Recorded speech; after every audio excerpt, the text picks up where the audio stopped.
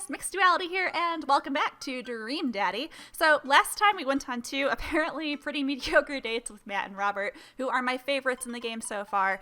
Right now, my plan is to just alternate dates between the two of them, unless I get invites with the other dads. I do want to get to know the other dads, but I just really like Matt and Robert, and I want to end up with one of them, especially Robert, I'm just saying. But anyway, let's just get back to it. Well, it's been a long day. I'm just about ready to pack it in. After a few more bites of ice cream from the freezer, I turn off all the lights and walk down the hall to my room. I wonder if Amanda's still awake. That kid needs some sleep. As I pass her room, I can hear a faint sound, but can't quite make out what it is. I get a little closer.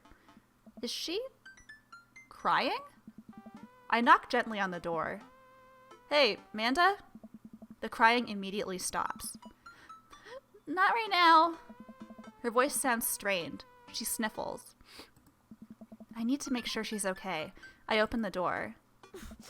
In the dark, I can see Amanda's outline in the middle of her bed, knees hugged up against her body. Is everything okay? I don't want to talk about it. Did something happen? No, nothing happened. Go away. Amanda, something must have happened. Get out! Okay. I quickly leave her room and shut the door behind me. Once the door closes, I can hear her crying again. Wow. What has her so upset? She seemed fine earlier. She's usually so open with me. Did I do something wrong? Is she mad at me? I guess if she wasn't before, she definitely is now. I can't even remember the last time she snapped at me like that. I mean, it doesn't mean anything like that. And I would have just left her alone because I think if she says leave me alone, leave me alone. But it's like, I just want to know what's going on because something's wrong, you know? I have a hard time falling asleep, but when I finally do, I'm still thinking about Amanda. After a long night of very little sleep, I roll out of bed and make myself a pot of coffee. Amanda should be up for school soon. Maybe she'll be willing to talk about whatever is bothering her. About 10 minutes before she's supposed to leave, Amanda comes out of her room and makes a beeline for the freezer. Morning, Amanda. Morning. She drops a frozen waffle into the toaster and slams the freezer door. She won't look at me. Yikes. So, anything big going on at school today? Nope. Okay. Do you need a ride to school? No. Want some coffee? Amanda pulls the toaster lever up and takes her still freezer-burned waffle out before it's finished cooking. I have to go. Amanda picks up her bag and storms out. Oh. Okay. I haven't seen her act like this in a long time. It's usually short-lived, but it always hurts. Hopefully this blows over and things are back to normal soon. I sit back at the kitchen table and look at a picture of Amanda and I hanging up on a wall. In it, I'm teaching her to ride a bike. Her face is a mixture of excitement and pure, unadulterated fear. I remember how determined she was. Every time she would fall off and scrape her knees, she would get up and try it again. Finally, I had to stop her because she was bleeding everywhere. Then she started to cry because she didn't think she needed bandages and wanted to keep trying. As I put the bike away, she just stood in the middle of the street and screamed. Then I took her for ice cream, and it was like nothing even happened. After giving it a bit of thought, I decided that if I force her to talk about it, I'm only going to make things worse. But I have an idea. I start rummaging around for ingredients. Another pie! I hear Amanda walk in the door. Instead of heading for the kitchen like she usually does, she makes a beeline to her room. She's clearly trying to avoid me. Hey, Pumpkin? What? Can you come here for a sec? There's a moment of silence. Yeah? I wanted to say sorry about last night.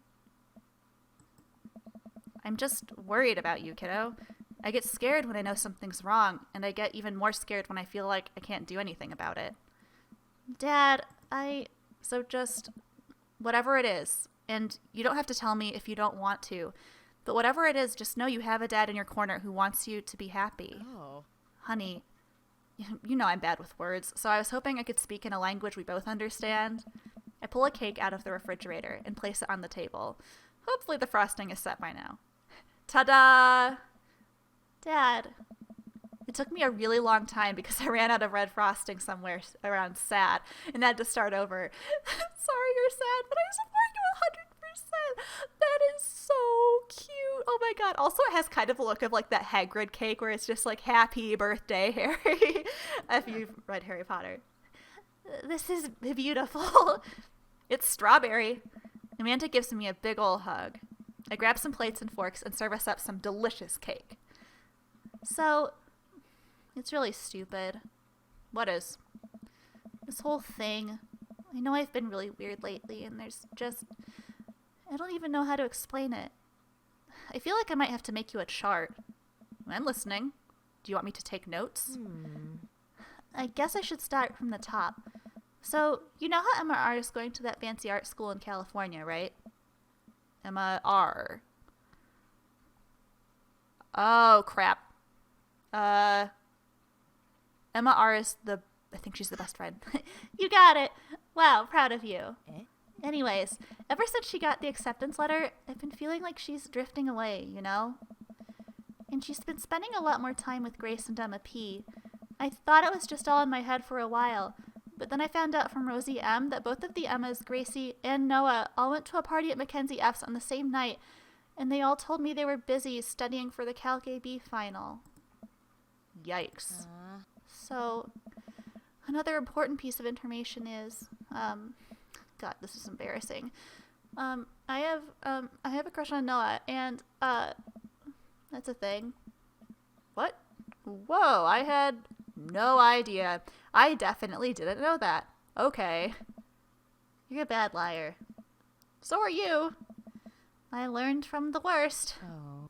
Anyway, so the only person I told about the crush was Emma R., and she promised not to tell anybody. I didn't confront them about the party thing because I didn't want to start drama, so I just kept quiet and kept going about my business. Amanda sighs. And then one day, I invite everybody out to get nachos at the mall, and after not texting me back for like 2 hours, even though none of them ever put their phones down for more than 60 seconds, they all say they're busy, like, simultaneously. So I tell them, never mind, I'll just eat nachos at home, right? But we were out of chips, and I really, really wanted nachos. Totally understandable. Ugh. So I go to the mall anyway. I get to the food court, and who do I see there but Grace, Emma P, Emma R, and Noah, all hanging out together and eating nachos without me. What? It gets better. I'm standing there by the escalators watching them, and I realize that Noah has his arm around Emma R, which is kind of weird, right? But then they kiss. No. Yes, I know. So I storm over there, and I'm like, hey. And Grace drops a nacho on her shirt, because of course she does. And Emma R just, like, glares at me. Grace, nothing is coming up. I don't know who that is. Grace is the...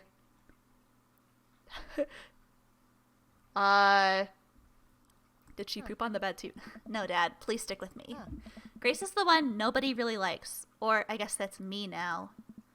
Anyway, no one will say anything, and I'm just like, you guys suck. Which I realize is not the most eloquent thing to say, but I was very angry and really embarrassed, and I just wanted to get out of there. So I left. Without nachos, I might add, which only further contributed to this shitty day, and immediately drafted a super long text to the group chat, asking them why they've been so weird.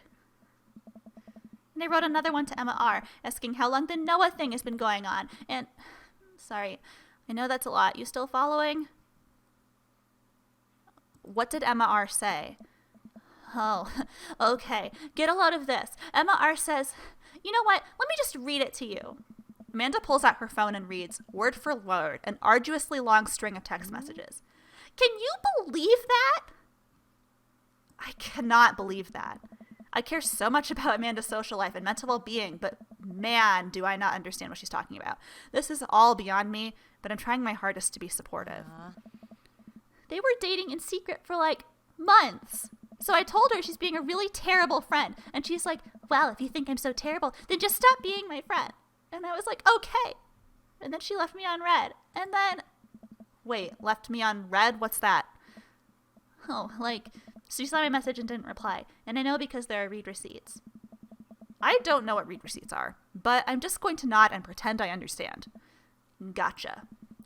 So while this is all happening, I'm talking to Emma P about how mad I am because she's at least being kind of reasonable, and I'm venting to her about how pissed I am at everybody and stuff.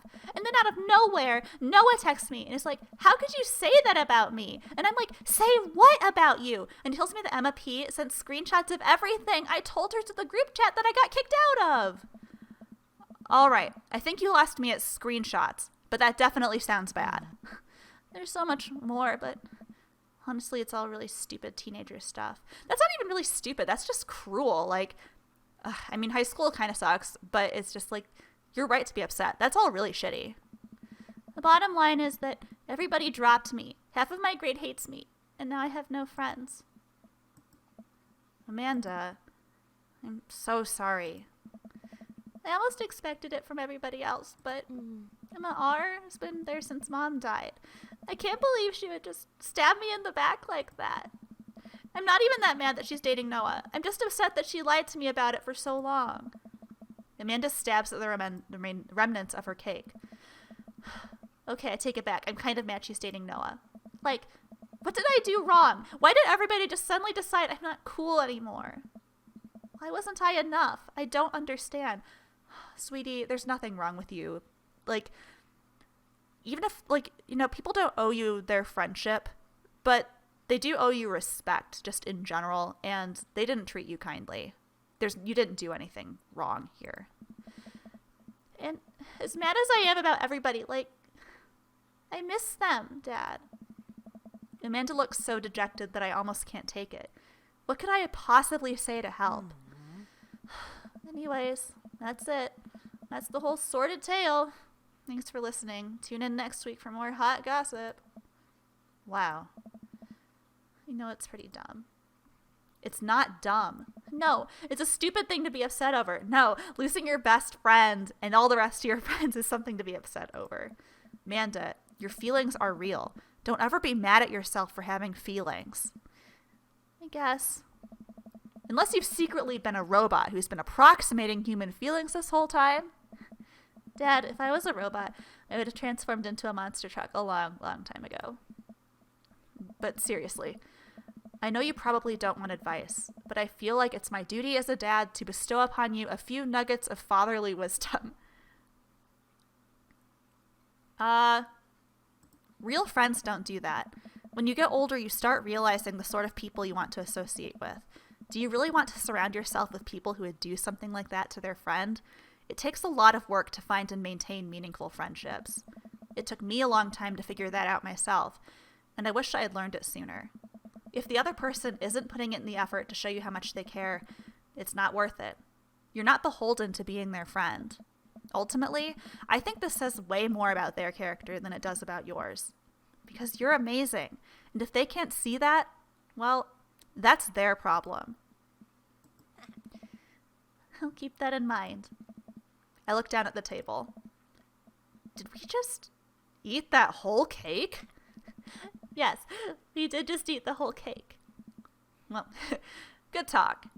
Amanda gets up to go to her room. Before she closes her door, she turns around. Hey, Pops? Yes? Thank you. You are always welcome. Love you, Amanda. I love you too, Dad. Oh, I love you too, Dad. I don't know if you heard it, but she said it, and it's so cute, guys. This is so sweet. Oh my god. Oh, it looks like Amazon. Let's see. Hi, this is Steven from Dadmazon. I'm out front with your delivery. I have a delivery? Oh, okay. Yes, I'll be right down. Wait, no, sorry. I need to put on pants first. I can't find my pants, but I'm wrapped from the waist down in a duvet. Are you cool with that? I can come back tomorrow. No. Wait, I'll be right down. I found some sensible capris. Put on pants. What the heck, dude? Dead tip number 44. Gas is cheaper in the suburbs. Ooh, I got a package. Wonder what it is. Oh, I bet it's that package of socks I ordered. Ugh, relatable. I open up the box and start pulling the packaging peanuts out. Man, these socks reek. Okay. That's definitely not socks. It's butterflies? Oh boy, I almost don't even know what Amanda was planning. I almost don't want to know what Amanda was planning on doing with these. Hey, Amanda, your box of dead butterflies is here. What's up? Are you sacrificing them? What? You ordered butterflies? You can order dead butterflies online? Wait, so these aren't yours? No, but I'm definitely ordering some right now. I bet it goes to to the goth guy. Okay, love you. I take a look at the box again. Oh, this is addressed to Damien's house. Yeah, I figured. I'll bring the box to Damien. I should take it over to him. I jog over to Damien's house with the box. I pull back his door knocker, but suddenly the door opens.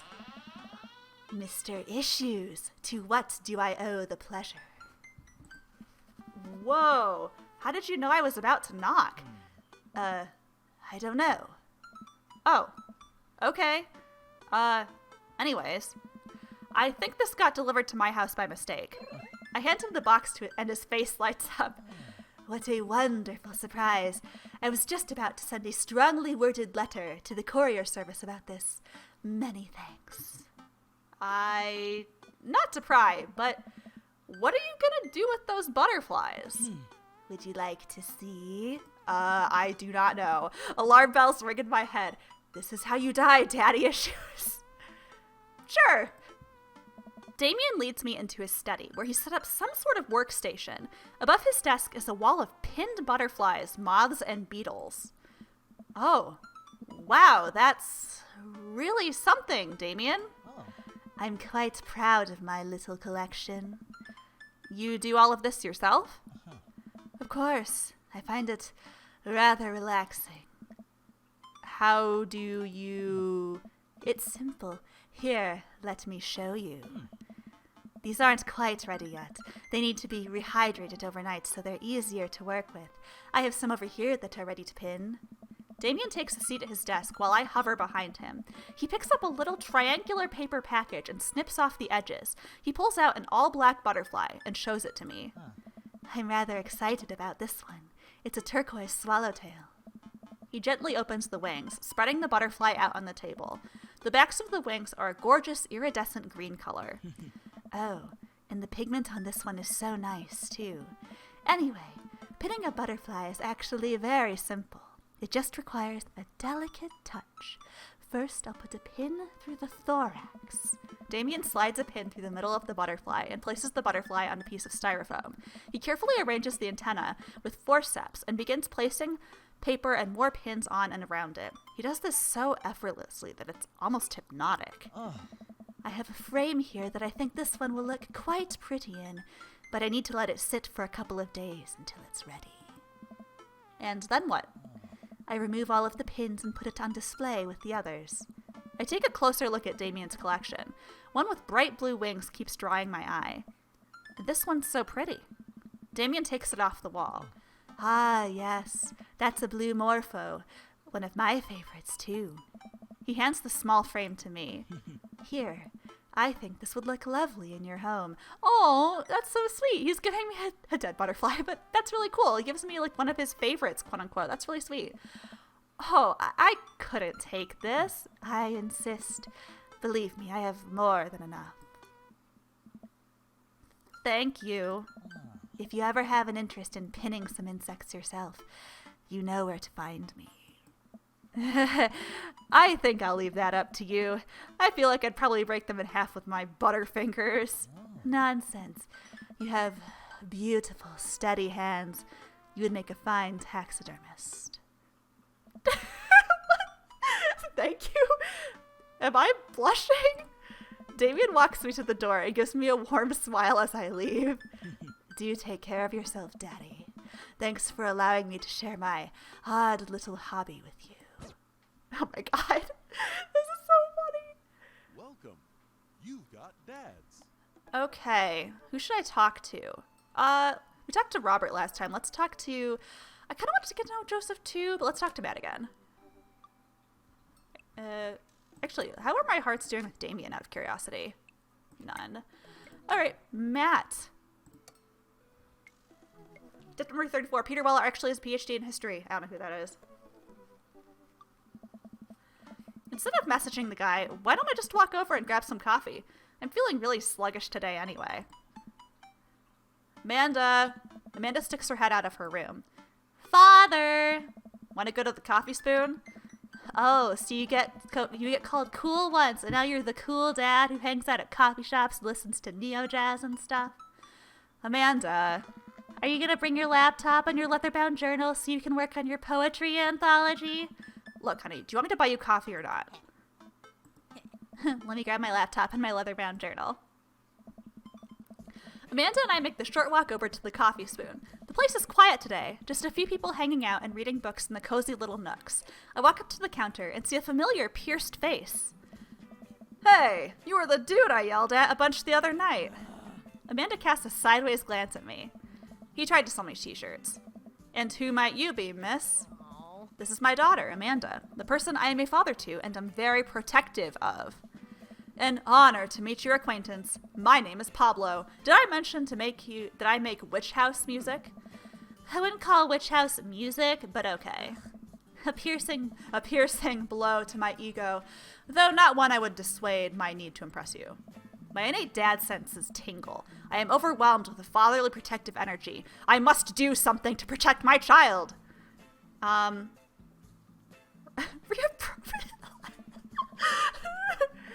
Listen here, Pablo. I have a very specific set of skills too.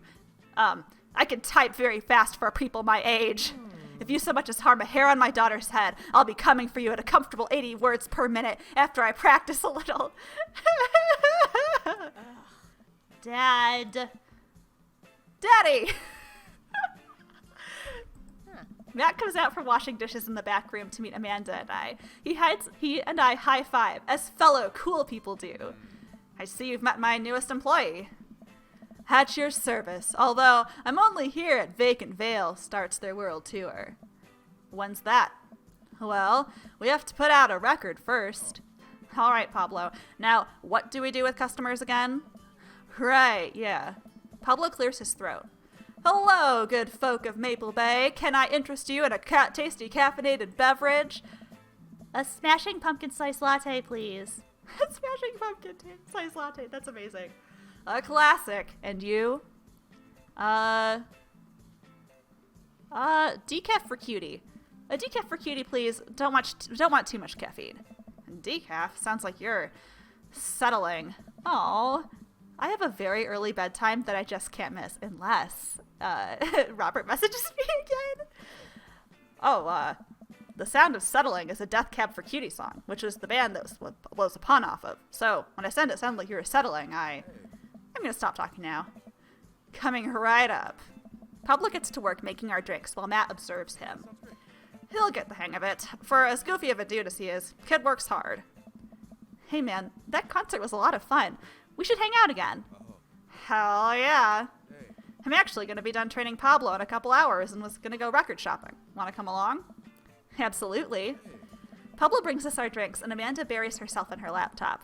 I spend my time sipping my drink and cracking jokes with Matt. Last time we hung out, he told me he had trouble hanging out with other people. But for some reason, he and I can talk and joke like old buds. It's weird. I feel really comfortable around him.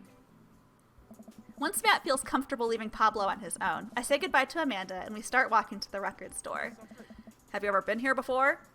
No. I mean, we have a record player sitting in the living room, but all I have are 2 copies of Frampton Comes Alive. Oh, well, this should be fun then. We're going to find you some good stuff. The walls of the store are packed with posters, artwork, stickers, and records. A few people mill around, flipping through milk crates of albums. Some indie band is playing through the speakers. It's a nice vibe. So, why do people still buy records? Isn't it kind of outdated at this point? There's a lot of people who will try to tell you the vinyl sounds warmer or more true to the artist's intent, but really I just think it's nice to collect records. It's cool that in this day and age we have just about every song ever created available instantaneously on our phones, but there's something about holding an album and getting to see the artwork in your hands that I'll always love. That's why I try to get as many of the records that I love in physical form as possible. Remember when we were kids and would have to wait around by the radio with a cassette tape so we could record our favorite songs? It made each listen really special. And mixtapes were even cooler because of how much work they took. Oh my god, you guys. So, on my husband's and mine first Valentine's Day, I made him an ironic mixtape of, like, really bad love songs. And there is this great song. Like, I mean, no offense to anyone who likes this. I mean, I'm happy for you. But there's this terrible song called Refill. I don't even know who made it anymore, but definitely search for, like, Refill love song and listen to it and tell me it's not bad. Anyway, sorry to the person. I that was mean. I'm sorry. Now you just make a playlist. I think the last time someone gave me a real mixtape was in high school. I look around the multi-level record store and spot some genres. Future wave, jungle, anarcho-punk, nunsploitation. I have no idea where to even start. Man, this is a little overwhelming. Here, let me help you find something you might like. If you were a milkshake, what flavor would you be? Purple. I like strawberry milkshakes. If you could only buy one type of candle scent for the rest of your life, what would it be? Let me see. Camouflage Summer Breeze, Spring Fall Fireball, Cherry Blossom. I guess, I don't know. I don't really like any of those. I'm going to do the daffodil one. What's your favorite ambient sound? Rain, bowling alley, Star Trek bridge ambience. Yes. What's your dream vacation spot? Inside an active volcano. What's your deepest, darkest fear? I worry that people are nice to me only because they want to get something from me. I fear that I don't deserve happiness and will never get it. What if nobody exists for me and I fabricated this universe, saying you too, and the waiter tells you to enjoy your food? Too real. Matt thinks for a moment. Oh, I know just the thing. Matt runs to the other end of the store and returns holding a record behind his back. He shows it to me. This is Evil Friends by Portugal, The Man. Danger Mouse comes on this album to produce it, and I think it was the perfect blend of what PTM does and what Danger Mouse does. Super fun, super catchy. You'll love it. Whoa, dude. Thanks for the recommendation. You're gonna have a great time with it. Promise. Matt and I bring our records to the cash register. A young girl with a septum ring and a buzz cut stands behind the counter with one earbud in. Usual stuff today, Matt? Just some light pickups. Matt places 3 albums on the counter. Swear I'm Good at This by Diet Sig, Forever by Mystery Skulls, and Greatest Hits by Remo Drive. Tight. The cashier rings Matt up and hands back his albums in a bag. She stares at me suspiciously. Who's the nerd?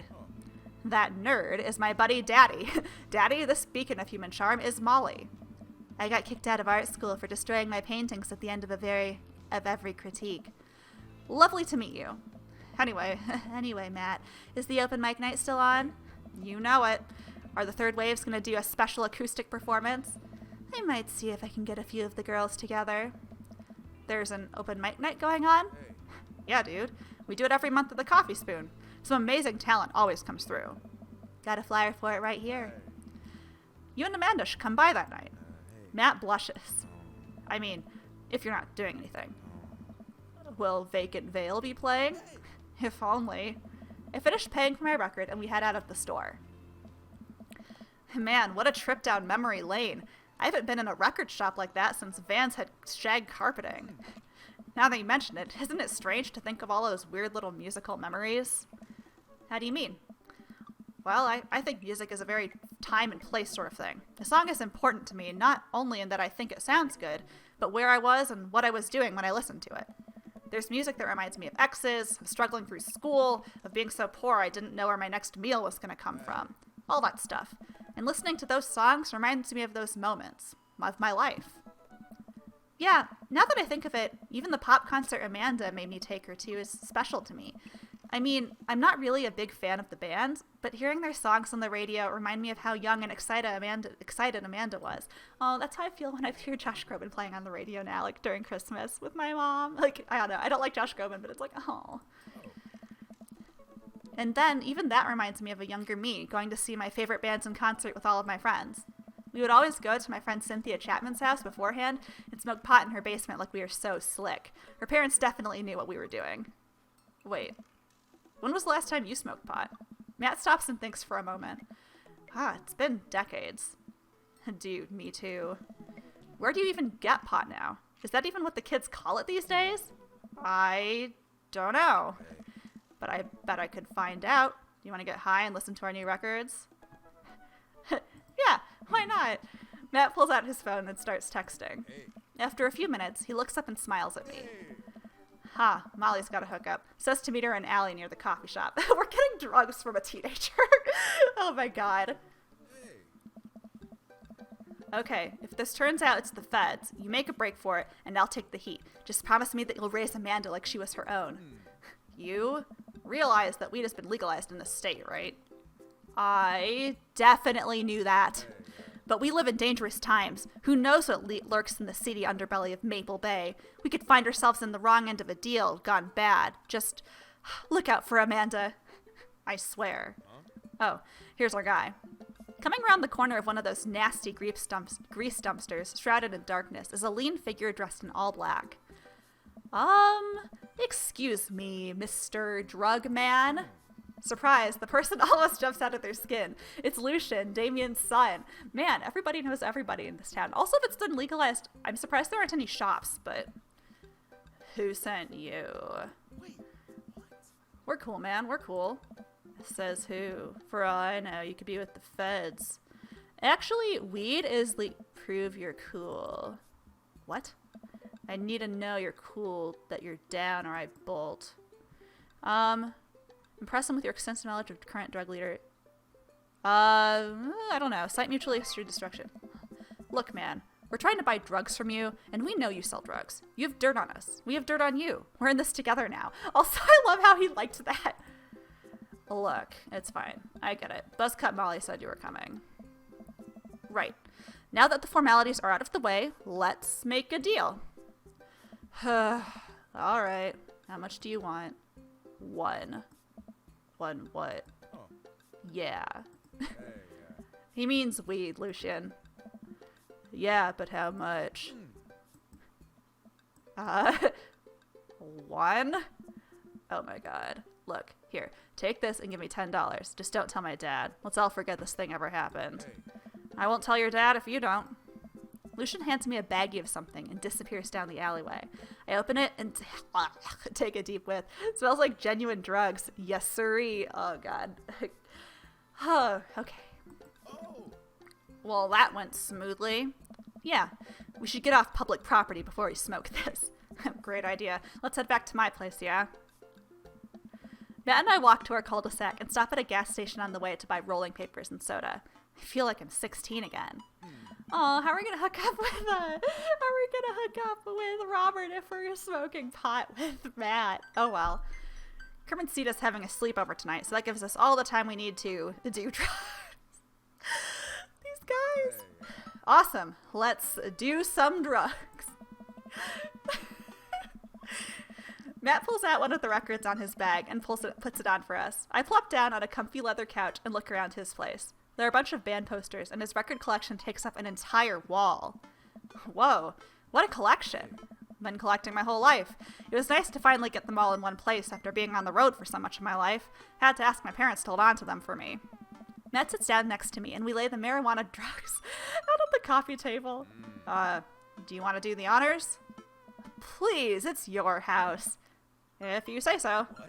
Matt pulls out some rolling papers and sprinkles some of the beatnik tobacco onto a piece. He starts rolling it back and forth, and the paper breaks almost immediately, spilling drugs all over the couch. Never was too good at this. Hey. Matt tries again and is able to successfully roll a nice-looking weed cigarette. He hands me a lighter and the blunt, I think, and I take it. Well, let's open up smoke some of that gateway drug. I don't know if that's what people call it. I light the joint and inhale deeply. This is not what I remembered. It's been a while though. Maybe pot drugs have just gotten more potent since the last time I smoked. I pass the joint to Matt and cough a little bit. Should it sting this much, or am I just a baby? Matt takes a hit and his eyes go wide. That's not weed. Oh god. Did we develop a taste for meth? No, it's... Matt takes another hit and winces. Yeah, this is oregano. Oh my god. I sniffed the air. Yeah, that would definitely explain why it smelled like a pizza place in here. That little punk ripped us off. Oh well, we can still relax and enjoy the music sober. You know what? You're right. Hey. We sit and listen through the Diet Sig album that Matt bought, which is catchy as hell. I look around the room again and see photos of Carmencita growing up. I spot a young woman with a huge smile in one of the pictures with the two. Who's that? Hey. Oh, and that's Rosa. She was Carmencita's mother. She died when Carmencita was young. I'm sorry to hear that. Amanda lost Alex at a young age, too. I can understand how hard that must have been. I look around again, spotting a framed gig poster hanging on the wall.